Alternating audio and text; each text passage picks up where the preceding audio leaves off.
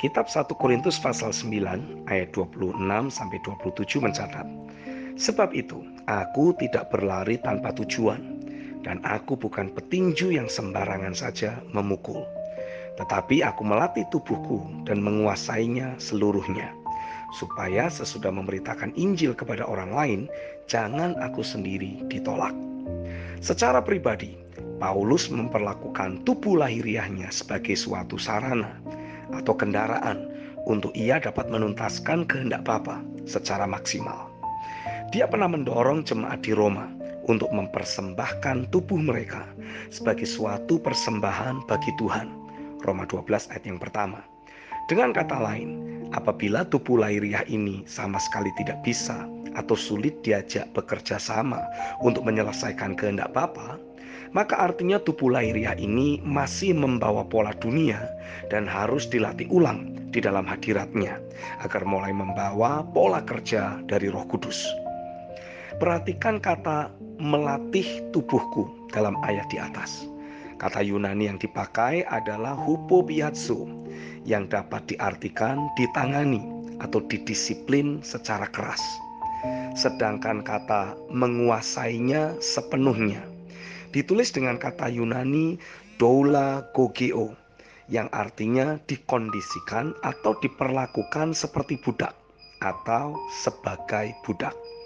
Yang pertama, tubuh lahiriah, emosi dan pikiran seringkali sudah tercetak membawa pola dunia ini. Agar kembali berfungsi maksimal bagi kepentingan kerajaan, maka harus dilatih ulang di dalam hadiratnya. Roh Kudus mengajar saya, ingatlah selalu untuk berfungsi maksimal dalam dunia ini. Selain memang dibutuhkan manifestasi dari urapan dan kuasa roh, juga dibutuhkan kondisi fisik, emosi dan pikiran yang dapat berfungsi sejalan dengan pekerjaan rohku. Tanpa fisik, emosi dan pikiran dilatih ulang untuk dapat bekerja sama dengan Roh Kudus, seringkali justru fisik, emosi dan pikiranlah yang menjadi penghambat untuk aku, kata Tuhan, bekerja secara maksimal melalui hidupmu di dunia ini. Sekarang saya menyadari mengapa Roh Kudus seperti terus mendesak saya untuk setiap pagi mendisiplin diri dengan cara menari-nari, melompat dan bersorak-sorai secara meledak-ledak hingga timbul gelora emosi, semangat yang meluap-luap. Ternyata itu semua adalah wujud dari pelatihan untuk mengkondisikan fisik, emosi dan pikiran yang secara lahiriah kita miliki jadi mengalami terobosan dan menikmati aliran keilahiannya. Tuhan sedang terus melatih gerejanya untuk meninggalkan jenis kehidupan yang lahiriah, yang manusiawi dan duniawi, lalu memindahkannya ke jenis kehidupan yang ilahi.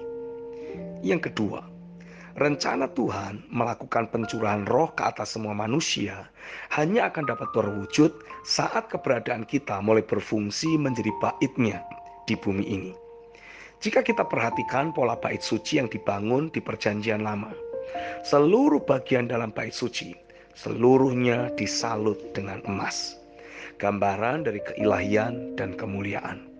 Di Perjanjian Baru, tubuh kita adalah bait Roh Kudus. 1 Korintus 3 ayat yang ke-16 dan 1 Korintus 6 ayat yang ke-19. Tapi untuk itu, kehidupan kita atau bagian dalam dari hidup kita harus dipastikan disalut dalam keilahian dan kemuliaannya. Itu sebabnya Roh Kudus sedang terus melatih gerejanya untuk memiliki kondisi fisik, emosi dan pikiran yang direndam di dalam keilahian dan kemuliaannya. Dengan kehidupan fisik, emosi dan pikiran kita diselimuti keilahiannya, Roh Kudus dengan segala keilahian dan kemuliaannya akan tinggal di dalam kita. Setiap orang yang berinteraksi dengan diri kita sesungguhnya sedang berinteraksi dengan Roh Kudus sendiri. Melalui interaksi itulah orang banyak akan alami limpahan kehidupan ilahi yang ada di dalam hidup kita. Kitab Kisah Rasul 2 ayat yang ke-17 mencatat, akan terjadi pada hari-hari terakhir, demikianlah firman Allah, bahwa aku akan mencurahkan rohku ke atas semua manusia. Maka anak-anakmu laki-laki dan perempuan akan bernubuat, dan teruna-terunamu akan mendapat penglihatan, dan orang-orangmu yang tua akan mendapat mimpi.